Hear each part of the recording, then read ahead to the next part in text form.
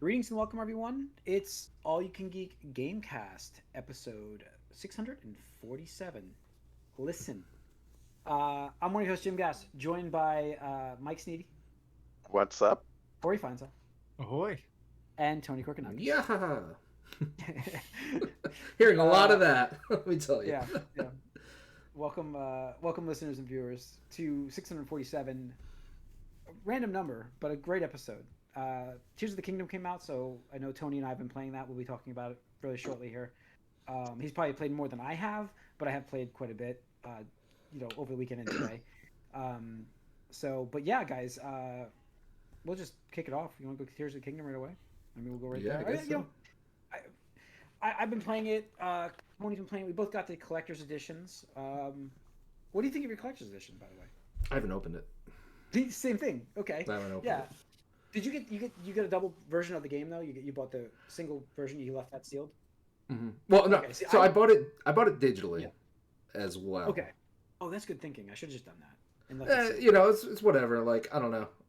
This is one of the things I want to play at midnight. Apparently, there were lines at GameStops that were doing the midnight launch. Wow. Like, I had a friend send me a picture, and I was like, that's tonight? And they're like, yeah. I was like, that reminded me of like Halo 3 midnight launch or something like that. Yeah. Like lying like down the fucking plaza. I was like, holy shit, those still happen. Like, that's crazy because like that just doesn't happen anymore. It's just like, maybe 10 or 20 at most. I think Pokemon I went to, Scarlet Violet was the last one I went to when it was a midnight release and stuff like that. So that was. I haven't been one in a while. But yeah, I mean that's impressive. That's impressive. So yeah, I mean, so you got the digital version. I had the physical, which. Installed pretty quick. Did have an update day one. Had to patch it. Was small one though. I mean, I don't even know what it. We're not talking 155 gigs at least, which is good. Yeah, it's not Jedi Survivor. I think the worst part for me getting started was the fact that I didn't have anything charged. Like my system was charged, but the Pro controller was not. So I'm like, body. Yeah, I know. So Switch, man.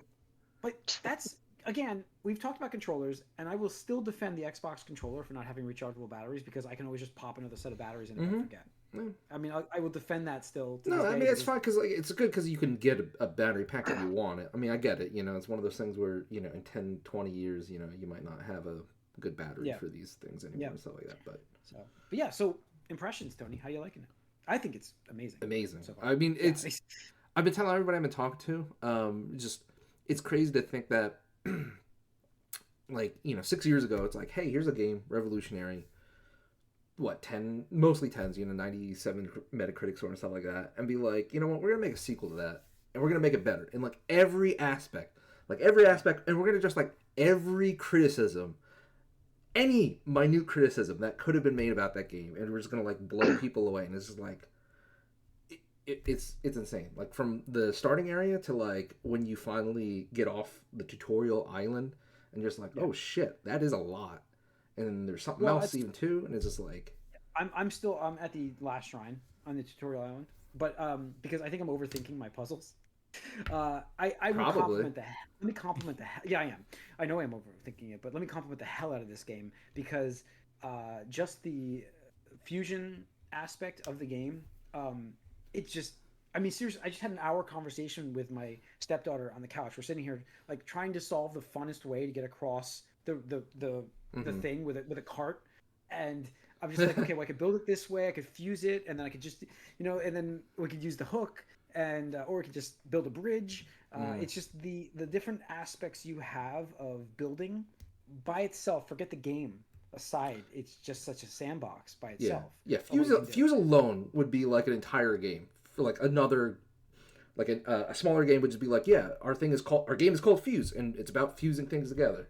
So there's one, but that's one element here and stuff like that. It is one element, and it's fun. Like I'm very much enjoying it. I actually like I do like how it's like a little bit scaled back in terms of difficulty. It's a little bit simpler. I mean, obviously, I'm not back on the main. Dude, you're on fucking tutorial island. You have no idea what you're talking about. When I left that, when I went in the first area and I died in the beginning of the first game, I was like, holy shit, this is actually a lot harder for a Zelda game. This time around, I'm like, the only way I've died in this part of the world is by accidentally not building the right thing and falling off a cliff. Okay. So yeah, I'm sure I'm gonna run into giants and stomp on me. We'll see. I know that I'm going to run into that stuff still, but I will. He's an Elden Lord, Tony. Don't forget. I'm an Elden Lord too. I will say, the only thing I do wish we had, please Nintendo, dodge button. Just give us the dodge button. Just that's it. The roll. Be able to roll. You have the backflip. And you have the side step. I know, and I'm using them. Once I remembered how that was all working, I definitely needed a refresher, which is I'm happy for this island thing, because it's all coming back as I'm going, timing and everything like that. But I just keep going to look for that roll, and I'm like, this is not Elden Ring. But go on. So how far are you in this? Where are you at? I mean, I'm fucking all over. So like, I got to binge it all Friday, which is good because the rest of the weekend was shot with commitments and whatnot. But in terms of areas, I've done 2 out of question mark. Yeah. I don't know because the story like how many? Well, I mean, if we want to apply Breath of the Wild logic, it would be 4.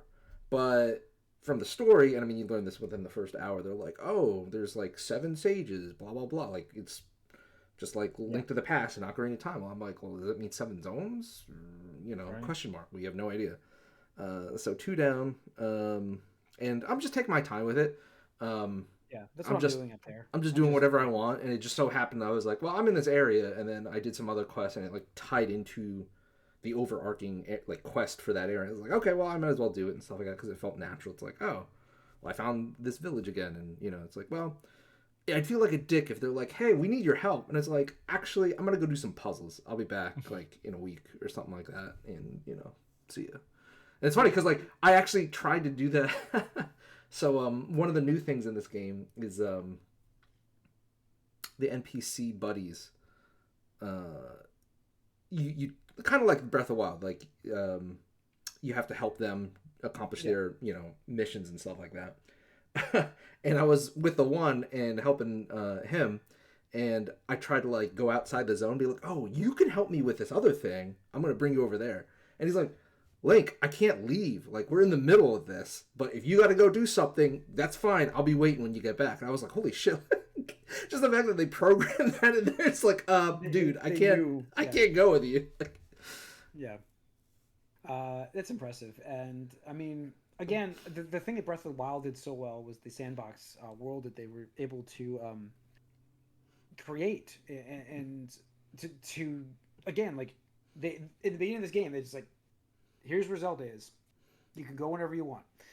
And they did that in the first game pretty much. And I love the aspect of the freedom, even though I'm not an open world fan. We talked about this before. But this kind of style... we can call you a liar at this point, yeah. Yeah, you probably can. At this point, you probably can. I just don't like Grand Theft Auto open world. You might not be a fan of open world games, but you like playing them. I guess I play them a lot. I think the freedom is like it's the big most thing games here. now. Yeah, and like you're saying freedom, like I haven't obviously played this or anything, but even Tro mentions it too. Is like there's so much you can do in this game. The creativity that spawned from some of the mechanisms in this game is pretty impressive. Just seeing what people are doing already, and how early it is in its life. Like it's pretty impressive. Sure, I just read that. Yeah, so you're like Tony with get a quest, be like, yeah, I got something I gotta go do. I'm not gonna deal with this right now. Is that what you're saying? Mm-hmm. So, yeah, no, I can see that happening in this game quite a bit, and that's what happened in the first game though. Like, oh, what's this mountain? Like, I'm in a quest, and I'm like, oh wait, what's this? What is this right here? And I start climbing, and and then if I don't make the climb, I'm like, wait, what could I have done better to make that climb? And then you start, that's what I'm kind of doing in this again. It's it's coming back to me how slow he climbs at first. I'm just like, oh, yeah, you get upgrades and stuff like that. But, I know. And the thing is, I will say you get more meaningful rewards in the overworld and stuff like that by exploring and stuff like that, because there are things from past games, I'm not gonna spoil it. There are things from past games that people will be excited to see, and you're incentivized to do those because you get better rewards and more unique rewards. Where it's like, oh, I'm glad I did this, rather than just be like, cool, 100 rubies. I'm, fine with rubies and stuff like that. What about the weapon breaking? How's that changed? Weapon breaking. So the nice thing about that is, you get a weapon, and you could use it for a while, and then what happens is you can fuse one weapon to another weapon, so max of 2 for weapons.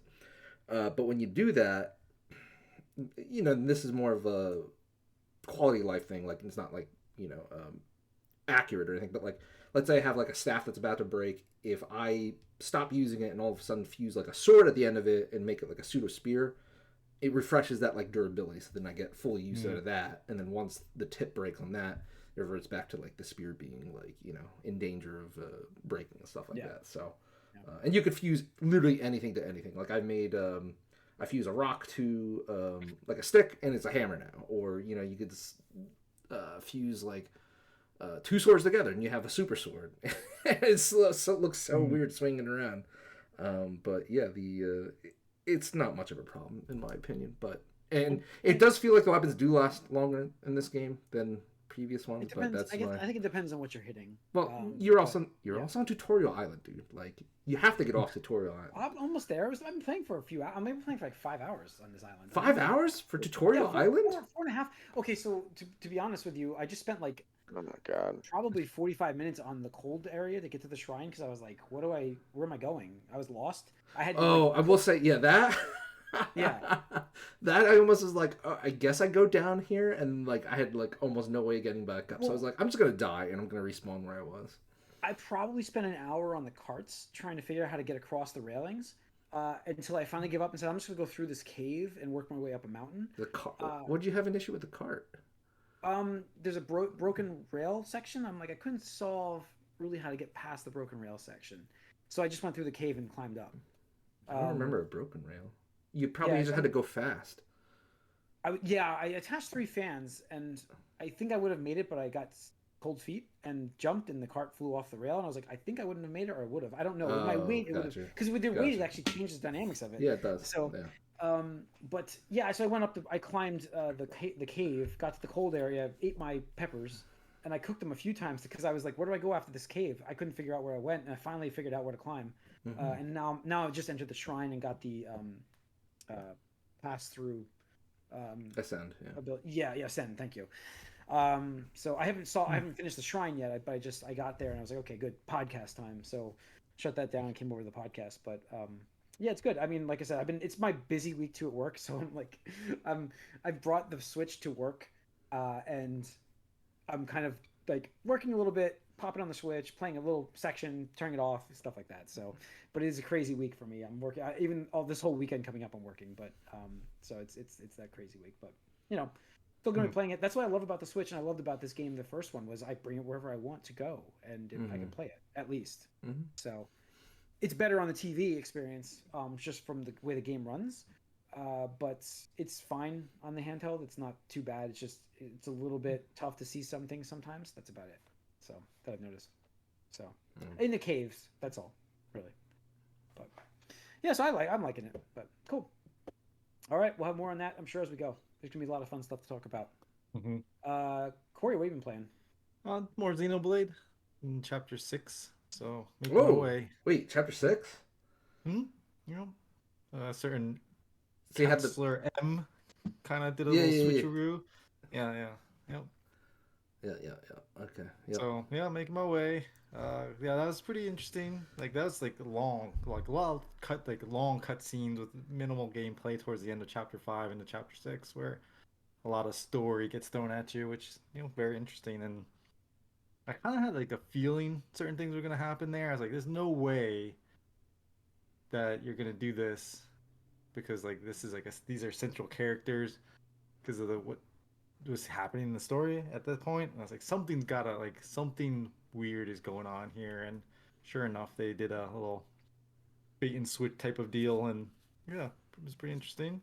So curious to see where it goes from there. And just broke out of a prison essentially, and moving on here to I think, what is it, like probably 75% through now? Yeah, you're most of the way there. Yeah. But then you got the DLC, so. Awesome. All right, Mike? I'm getting some flashbacks to last year where, everyone was playing Elden Ring, and I was just all in on a game that came out 2 weeks earlier. So once again, everyone's all in on Tears of the Kingdom. Played it.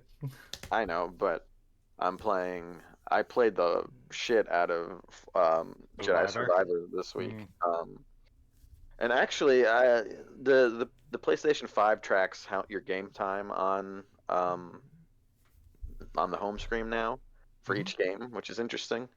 And it says I rolled credits already, but it says it was only 14 hours, which seems like it was longer. It felt longer, but it also said I did 11 hours on my previous playthrough of Fallen Order that I quit as soon as I got to Dathomir. So maybe the Golden Path is quicker in this game, or it's just that I'm not getting stuck as frequently, and there is fast travel finally in this game, so you don't wander aimlessly as much. But well, that's good. That was my biggest criticism of the first game, because I was like, I did not want to quest, because I was like, I don't want to fucking trek through all this shit again. You do need to. You only can fast travel meditation point to meditation point, so it's not free, but they're pretty. Yeah, I mean, it's just like numerous. Elden Ring. It's way better than not having it. That's for sure. Yeah. But yeah, I rolled credits a little earlier than I expected, but the game is just a very good sequel. Improves, I think, in every way to the previous one. The last quarter, narratively, it really takes things up a notch. Some of it is predictable, some of it is surprising, but there's definitely a tonal shift near the end of this game. And yeah, I'm gonna keep playing it for a little bit because there's a lot more side stuff to do.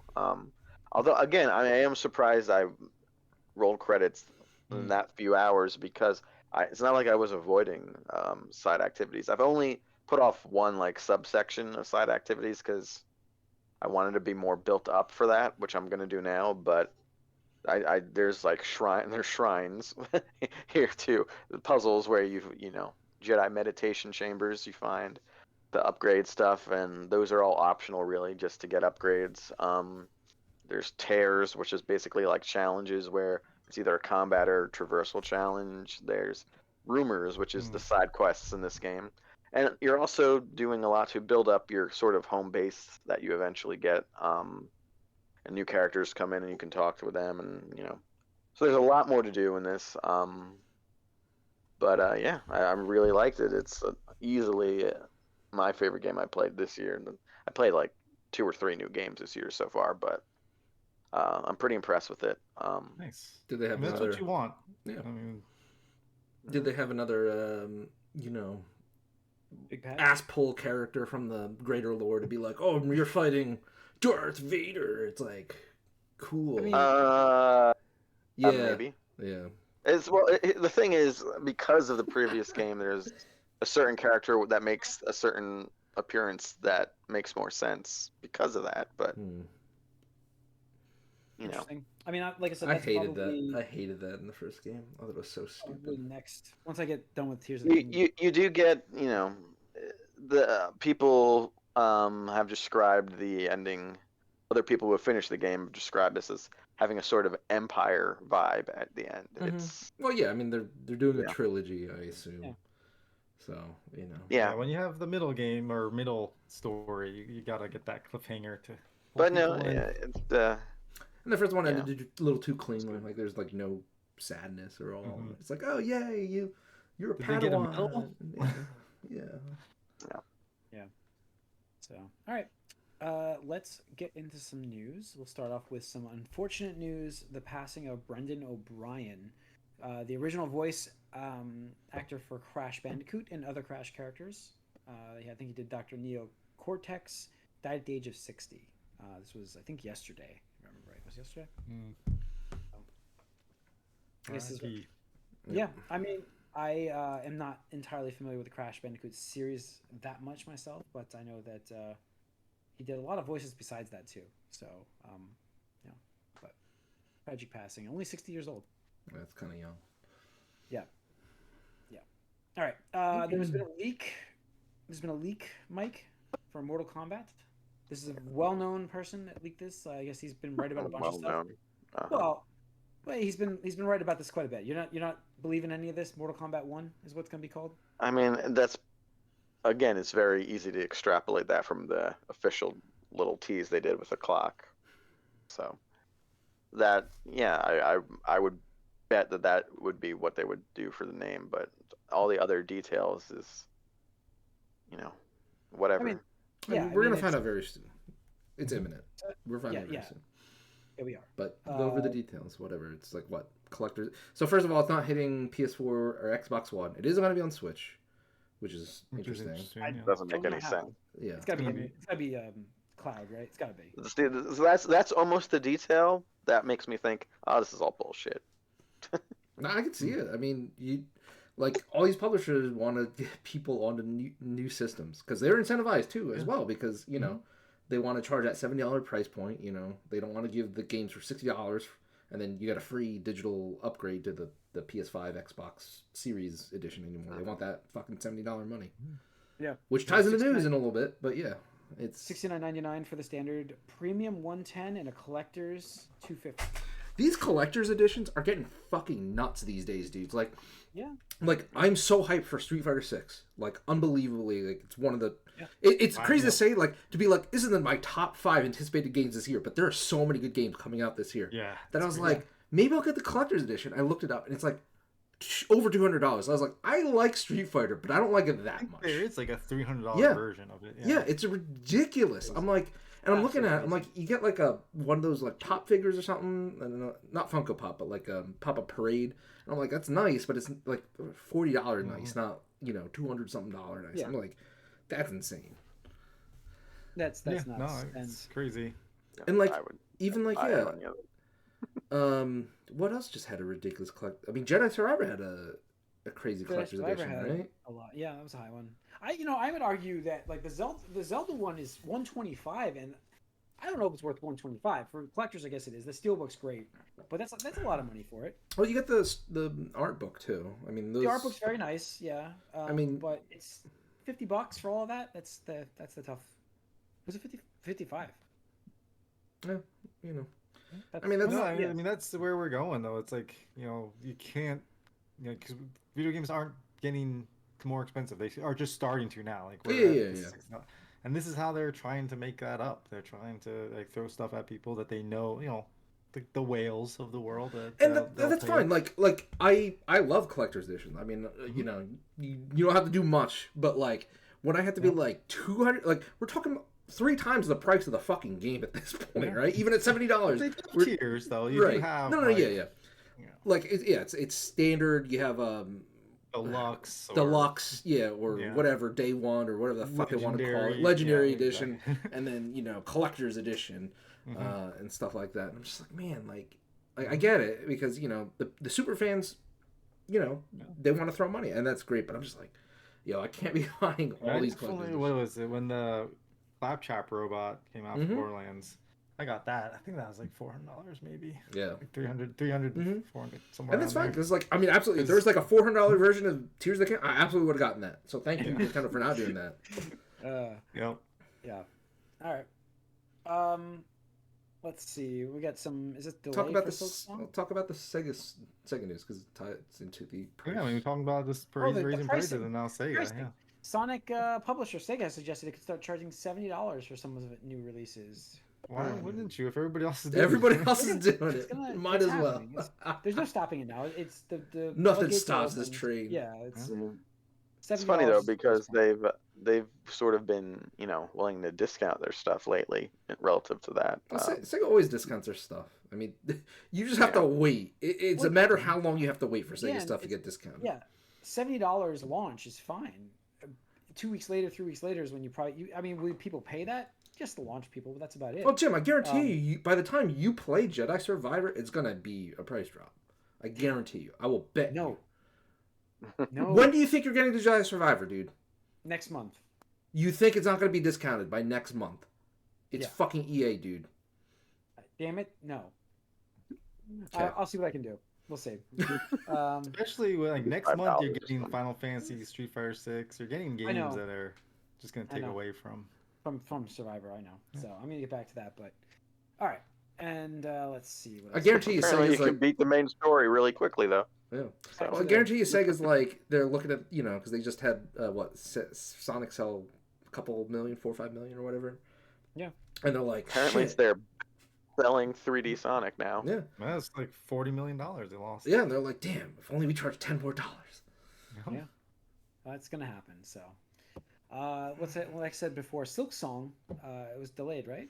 Yeah, another broken Xbox showcase promise. Yep. We had planned to release in the first half of 2023. Development is still continuing. Expect more details. Not even a follow-up date. Just it's delayed. No. So this upsets me. I've been waiting for this game for years, and it's to the point where like I don't even want to talk about it anymore because I'm just gonna get like sad about it. Cause it's like, yeah, yo, you guys have been working on, and I get it. Like it's a small team. It's a super small team, but like at the same time, last year when our boy Phil Spencer's like, these games are coming out on Xbox within the next 12 months. It's like, yeah, bullshit. Bull fucking shit. None of those made it out. What's wrong with your voice, Phil? Well, that's how he sounds now. In my head is fucking bullshit. Okay. So, all right. What else we have here on the news? We've got, Zelda producer says Tears of the Kingdom will be the new format going forward for their games. I'm not surprised. Surprise when you sell 30 million copies and it's like, oh shit. Is that Guess the we most should shocking keep news? doing that. Yeah. When your game is essentially outselling the console when it first came out. Yep. Remember that. Makes sense to. It's like, oh yeah, let's keep the formula going. Yeah. If it's broke. Yeah. It's funny because I have talked to like one or two people like, oh, I miss the old 3D Zeldas. I'm just like, why? We got like 5 of those. Like, you didn't get out of your system yet? Like literally from N64 to fucking Wii was all the old styles. Like that's a long time. You got so many of them. No, I like what we have here. I definitely can't wait to see what they can do with some new hardware with it too. Oh, absolutely. I mean, that's the thing that really does amaze me is like, don't get me wrong, there's some frame drops in certain areas and depending on how many enemies are on screen, but like, it's not just what do I want to say? It's not so simple as it's just like, oh, the game looks bad. It still looks really good for running on Switch hardware, which is super old at this point. But like getting a Switch 2 or whatever, like it'd just be, that much better. Yeah. So all right. What else do we have here? Lord of the Rings, new game coming from Amazon Games and Embracer Group, MMO. What's crazy is Amazon was going to develop like a fucking Lord of the Rings MMO years ago, and they canceled it. So they're back to it. Yeah, that's right. They were. Yeah, so I was like, wait, is this new? I was like, yeah, it's news. I clicked this link. I was like, is this a wait? Like, did somebody just be like, remember when? And it's like, no, this is new news. It's like new news. It's like, okay. But I mean, I guess it shows all in on the Lord of the Rings. So yeah, exactly. I mean, that's what I was about to say. Amazon clearly has a lot of faith in Lord of the Rings as a franchise. They spent a lot on getting that franchise with them. Oh yeah, so, I mean, you got to make the most out of it. Yeah. And if you do an MMO right, it'll make you money for years and years and years. Yeah, and like that's the thing you want to see though too. When you get a company that pays big bucks for an IP that you're a fan of, you want to see things come out for it. Mm-hmm. So. One thing I thought was cool about because apparently that the original Lord of the Rings online is still going on, the MMO or whatever they call it. One thing I thought was cool, I saw this random news bit, was that they hired to create like DLC, paid DLC, where like it was I think an Elvish language pack. Oh, nice. Where like they hired voice actors to record lines in Elvish and stuff like that, just for the people that wanted to be super immersed in like Lord of the Rings and stuff like that. Now me, like I don't particularly care about that, but like I think that is a good example of like a DLC thing where it's like, look, like 99% of people aren't going to give a shit about that. But for like 1% or whatever it is, like that's cool that it exists and they can pay to subsidize, the cost of hiring not only like the voice actors, but like people to translate and stuff like that. So I thought that was a cool detail. Yeah, absolutely. So, okay. And then let's finish with the fun news. The shit sandwich? Yeah. Well, we opened with a good one. We didn't open with a bad one. So we're gonna close with a bad one. So I mean, it's sad, and I guess we open with 2 sads, or open with a sad, and then we close with a sad. All right, guys, have you ever heard of a game called Overwatch? Unfortunately, yeah. I'm oh, you're repping it? Oh my god, dude. I noticed when we started on the movie cast, I was like, he's wearing a jersey. Yeah. So Overwatch 2, you guys, this game exists, right? Overwatch 2. It is Absolutely not. True sequel. It could not have been DLC. Oh, I mean, like, look at the examples of these sequels that are so amazing. We have Jedi Survivor that's like just up in the ante. We got Tears of the Kingdom up in the ante here. Yeah. And then Overwatch right there with them. None as good as Overwatch 2. We're putting on some sarcasm here, folks, if you haven't heard the news yet. So Overwatch 2's long-awaited PvE mode has been officially scrapped. The game's creative leads are assuring fans that the PvE is still a focus for the game moving forward. What does that mean? I don't know. So originally they had something that sounded like full on like campaigns, full on like skill trees, like pseudo like Destiny, you know? And again, I'm going to reference Destiny a lot. So this was the point Destiny is the golden child of games as a service. Like everybody wants that revenue stream, that like dedicated fan base. The only thing that worked, it feels like. I know it is. It's crazy. It survived, yeah. It's definitely survived. But yeah, they canceled. So what they're doing is they will still do like PvE stuff, but it's going to be more like the seasonal timed event stuff, like the Halloween thing or like the Uprising or whatever it was called. Which was fine for Overwatch 1. Like a prequel or something, yeah. Which was fine for Overwatch 1 when we got it. Those couple times were fun, but like it's a novelty. Announced this as a sequel. Like this was the selling point. You're like, this is why it has to be a sequel. We're doing a full-fledged PvE mode. And at the time I was like, look, I get it. It's hard to swallow because, Jeff Kaplan stood up there and was like, yo, this game will be, once you buy it, that is it. Like, you will never have to buy another thing again. You get all the content, all the stages, all the characters, etc. for free. And I guarantee that this is what kicked off that string that led him to leave the company. But I bet. They're like, okay, PvE mode. And I get it. Like, developing a PvE mode, full-fledged as they wanted to do, would be expensive to just be like, hey, we're giving away for free kind of thing. So it's like, okay, whatever. And then now, 4 years later, they're like, yeah, we're canceling. It's like, come again. So what was the fucking point?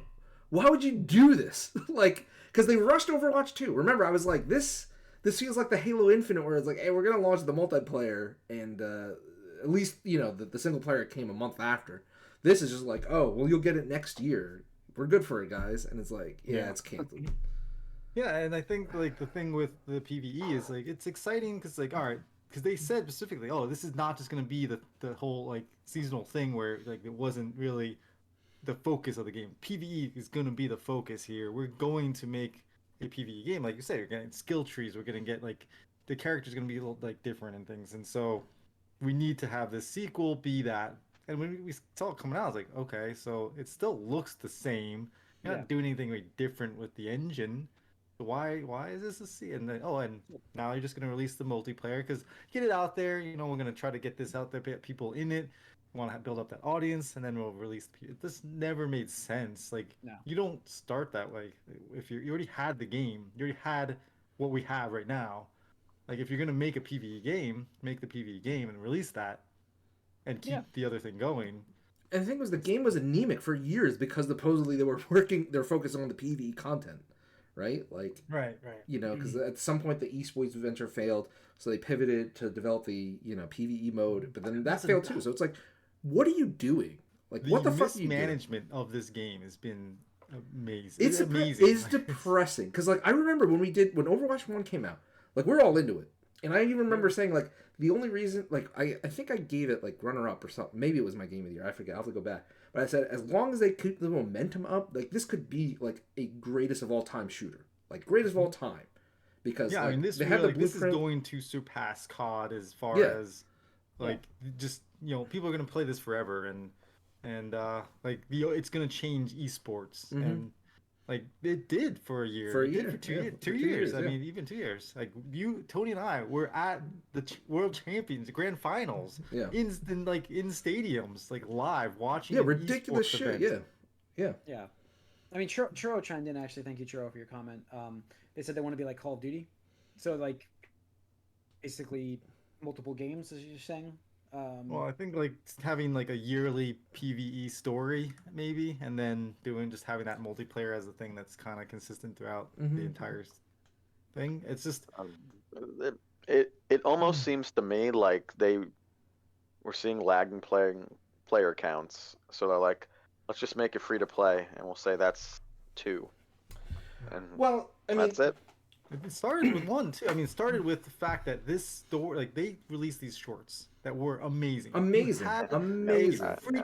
You had a gold mine right there. Yeah. Mm-hmm. Like, I love Netflix. It's like, hey, we got something here. We can like expand on the story. Like, that's what we were talking about. Like expanding your IP, bringing it to other mediums, and you had that already. You were starting it yourself in house. Now you just like, waste the let's potential. put that in the shitter. And Jeff Kaplan leaving was a huge red flag. Knew where this was going. Yeah. He definitely knew where this was going. So it just so disappointing. I bought merchandise. Like, I was heavily invested in my team. I love Overwatch. I genuinely loved you Overwatch guys went to the events to watch the esports. Like, I mean, even beyond that, like just everything. I loved the characters. I loved like the lore. Like I wanted more of it. The lore was fantastic. That's what I think. Everyone was starving for that lore. Like, I mean, that Hanzo and Genji short, it was so amazing. Chef's kiss. I mean, the Reinhardt one. Was like even frothing at the mouth for every single one that was coming out. It's like, why are you just not capitalizing on that? And I mean, even people were still ravenous even during the Sombra thing. Remember how long they drew out Sombra's thing too? Yeah. It was months, and it's like, I mean, that was like a year of it was pretty much stuff. The end. It was the end for me. After Sombra happened, I'm like, all right, it's just a character that's not really even that fun to play. I'm done. yeah.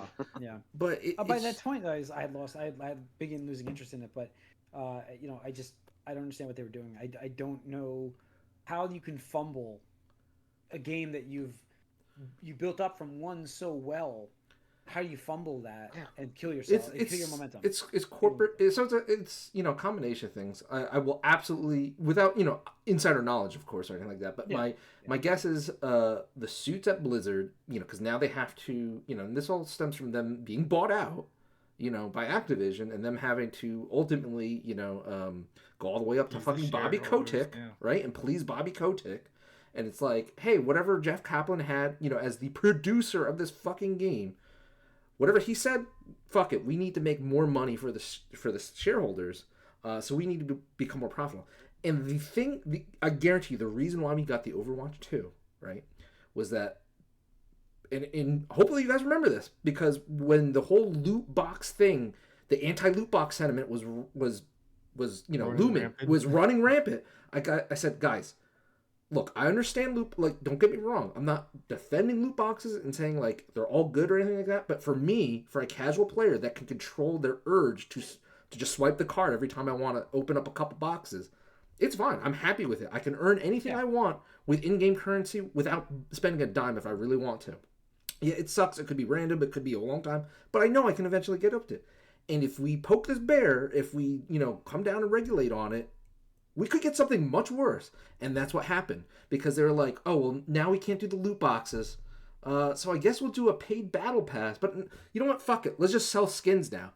And now the legendary skins are $20 a pop. $20 a pop on the fucking store. Yeah. Holy shit. Wow. I mean, there was the joy that people had, like, unlocking, like, oh my god, I got 2 legendaries or whatever. That's fun. Like, I mean, it's gambling, obviously, that little dopamine drip, but still, you had like the chance for things that, for a buck or for whatever. I mean, you hate to say it, but surprise mechanics are real. No, they are. It's just like opening up a booster pack. There's something to that. There is, absolutely. And they were just like, okay, well, all these countries are going to regulate us for gambling. Okay, fuck it. We'll just make up straight up money. We'll just be greedy as fuck. Yeah. And that's what they got. I mean, because everybody complained about the new system too. As soon as Overwatch 2 launched, everybody complained about it because obviously it was terrible. But it's now nobody's happy. Nobody's happy. Yeah, there's a middle ground that they could have found, but they were just not willing to do it. Mm-hmm. Yeah. And it's just it's just depressing. And the thing is, I couldn't even care. I couldn't even care about this game. And it's bad too because, like we said, Destiny was like the only games as a service thing, it seems like that was successful for a long time. This was the only hero shooter that, this was the one you pointed to. It's like, that's how you do it. Now what is there? Apex. I mean, Apex is a little strong. I will give them credit. Yeah, I guess so. I don't think it didn't reach like the what is it? The popular, the highest of the highest. It didn't break the mainstream like Overwatch did. I'll absolutely say that, but it's still successful. Yeah, no. I mean, I've played it. Game too. Yeah, it doesn't feel quite as hero-y. No. Obviously it is, but it's less about the abilities. Yeah, I think like you can totally do Apex solo and be fine. Like, whereas Overwatch is a team game. Like it was the successor to like Team Fortress, whatever you want to say, and like.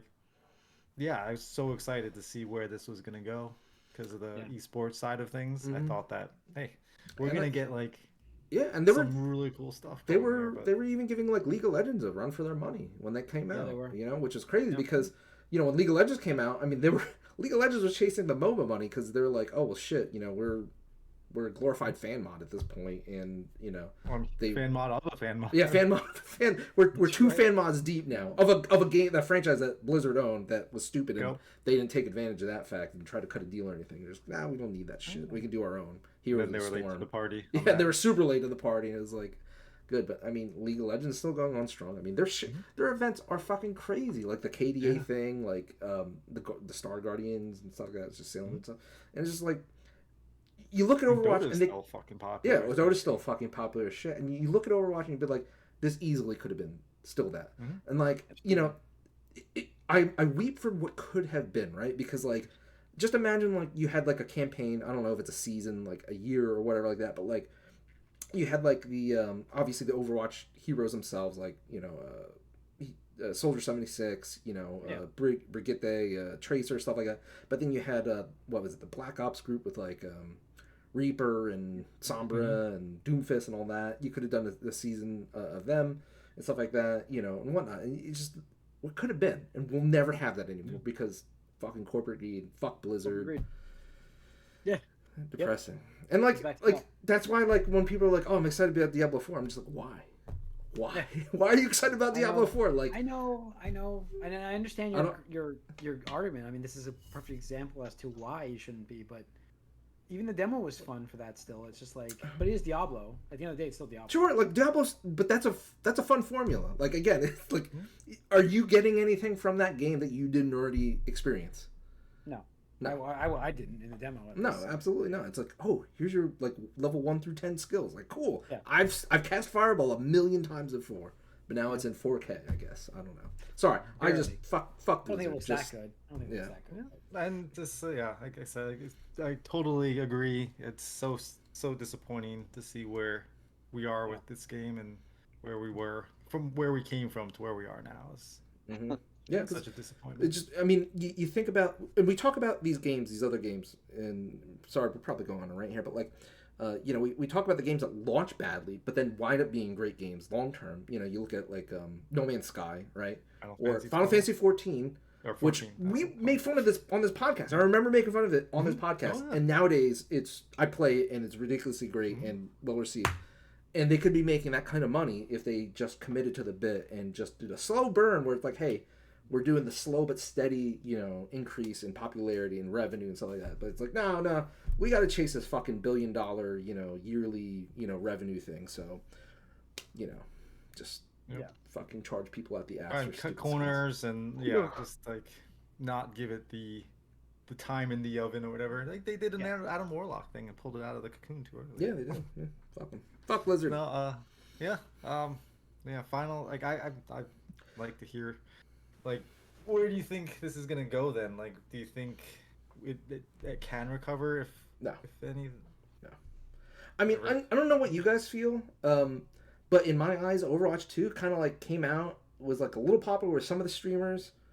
But like, I don't really know anybody that plays it still. I haven't heard much at all from anything. So yeah, I mean, you don't hear, it's not even in the news much. So yeah, I don't know. The only time I see news is when Blizzard has like something bad they need to cover up. This makes the news. This will make the news. It's like, new character teaser or like new skin or something like that. It's like, oh, did Blizzard have a bad news thing that they want to cover up? you know, in the social media verse. Yeah, they'd have so.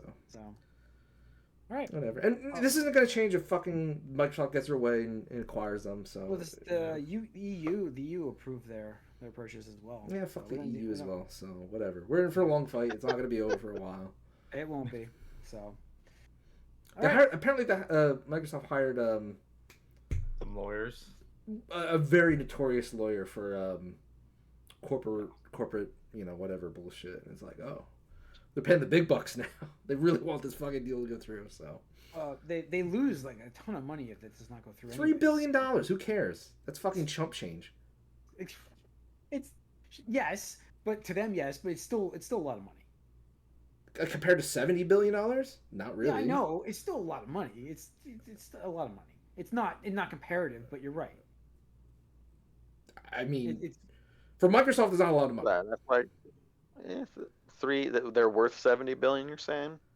No, that's the cost of the merger. That's what they're buying. Cost of the merger. Microsoft is worth like hundreds of billions of dollars, if not a trillion. It's almost 5% of the cost.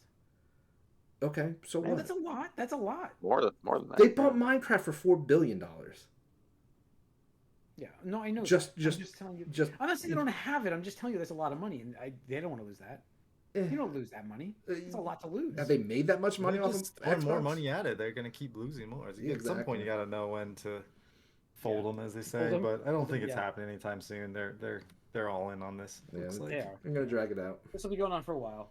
So, all right, that's going to wrap up this episode, folks. Thanks for tuning in. Once again, we're live streaming on Twitch Tuesday night starting at 8 o'clock. We're on YouTube the following day. So just subscribe to both channels. I got lost in what I was just saying there. I'm like, did I say YouTube or Twitch? Mm-hmm. But anyways, we're on YouTube the following day. So subscribe to both channels. Let you know when we post things, get the notifications, the latest and greatest. And leave us a comment on the YouTube side too. We'd like to hear from you guys. We appreciate it, folks. We are out today. We'll see you soon.